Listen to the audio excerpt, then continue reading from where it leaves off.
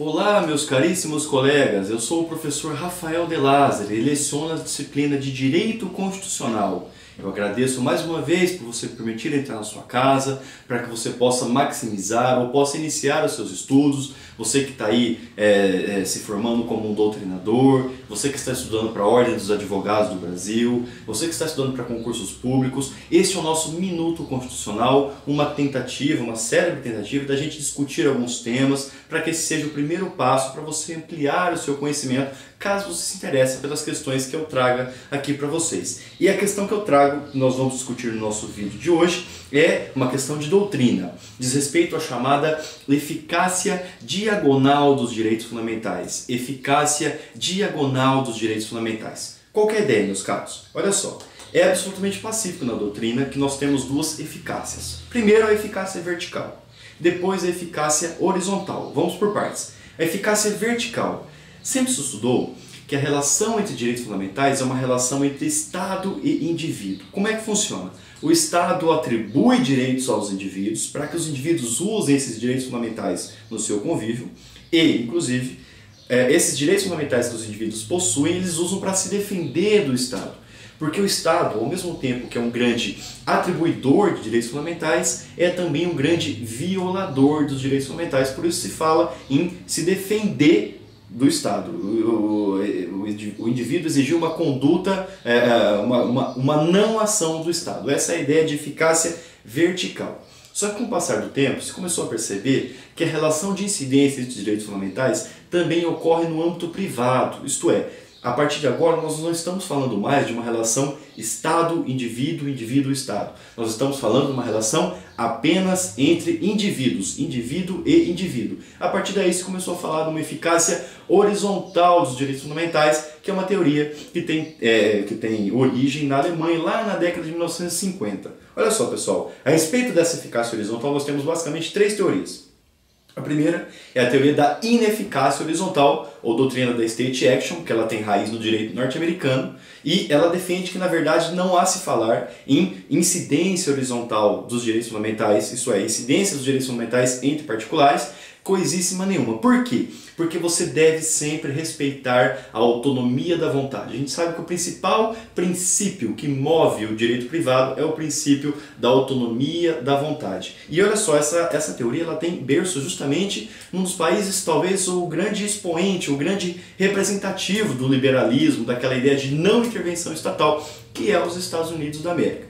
Essa teoria ela já vem sendo relativizada dentro do próprio país, dentro dos próprios Estados Unidos, vem sendo relativizada na própria Suprema Corte norte-americana, justamente porque se vem percebendo que não dá para você levar a vida em sociedade de maneira absolutamente desprovida, absolutamente desvinculada de uma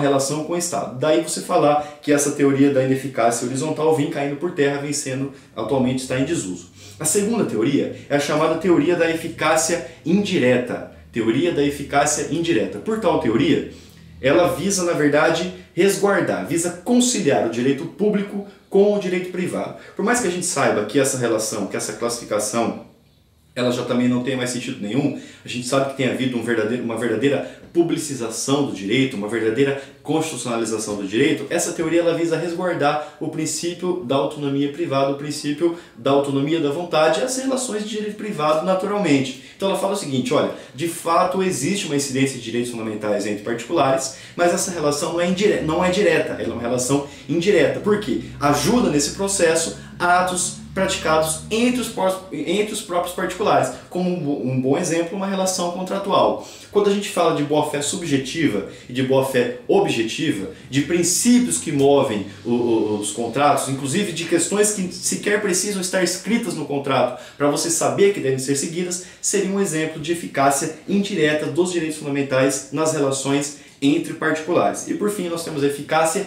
direta. Por tal teoria você não precisa de nenhum ato entre particulares, sequer uma relação contratual para saber que os direitos fundamentais incidem entre os particulares. Ou seja, a relação de incidência vem diretamente da Constituição e esses direitos valem entre os particulares e não precisa de nenhum ato intermediário. Essa teoria acaba, de uma certa forma, por acabar por vez com o direito privado, ou então relativizar de uma vez o direito privado. Agora, essas são as duas teorias. Agora, a doutrina está trazendo, está desenvolvendo uma nova teoria, que é a chamada teoria da eficácia diagonal dos direitos fundamentais. O que é? Olha só, nós estamos diante de relação entre particulares, mas é uma relação em que haja subordinação entre um particular e outro. Por que se fala em eficácia diagonal? Olha só, nós não estamos numa relação entre indivíduo e Estado, nós estamos numa relação entre indivíduos. Só que nesta relação entre indivíduos, um tem uma posição de prevalência sobre o outro. Então nós temos uma relação de subordinação. Essa teoria é muito utilizada nas relações trabalhistas, em que você tem na posição desprivilegiada o empregador, o empregado, o trabalhador, e na posição privilegiada, o empregador, a empresa. Então, nesse caso, você fala aquele que tem mais poder aquisitivo, aquele que tem mais poder de influência, ele vai acabar sendo privilegiado e vai acabar desprivilegiando, vai acabar desfavorecendo a parte que está em posição hierarquicamente inferior. Essa teoria, obviamente, pode ser aplicada no âmbito do direito consumidor também.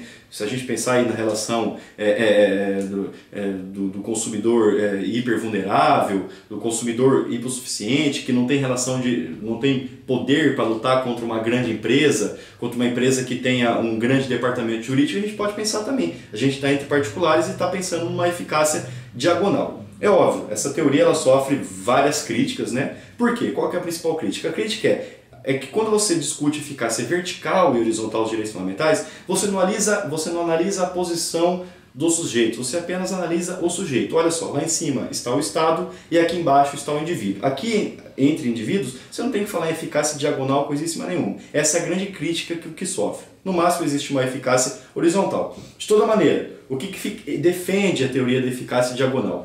Defende uma incidência proporcional de direitos fundamentais às partes envolvidas nessa relação. Como é que seria? Você tem aqui, vamos lá, você tem uma eficácia diagonal, uma relação diagonal. Aqui você tem a parte favorecida, aqui você tem o particular desprivilegiado. A ideia é que você promova uma incidência de direitos fundamentais de maneira proporcional para que ambas as partes fiquem em posição de equivalência. A ideia é que essa parte desfavorecida, desprivilegiada, necessite receber uma maior proteção dos direitos fundamentais, para que você chegue a uma relação de absoluto equilíbrio, uma relação de absoluta, olha só, horizontalidade. A grande ideia, a grande defesa da teoria da eficácia diagonal dos direitos fundamentais é essa, ok? Então, presta bastante atenção, porque isso está começando a cair bastante no curso, isso está começando a ser bastante perguntado. Além da teoria da eficácia vertical, mais tradicional, além da teoria da eficácia horizontal mais contemporânea, você tem uma novíssima teoria da eficácia diagonal dos direitos fundamentais. Ok, pessoal? Esse foi o nosso Minuto Constitucional. Eu agradeço mais uma vez pela atenção de vocês, um abraço e até a próxima.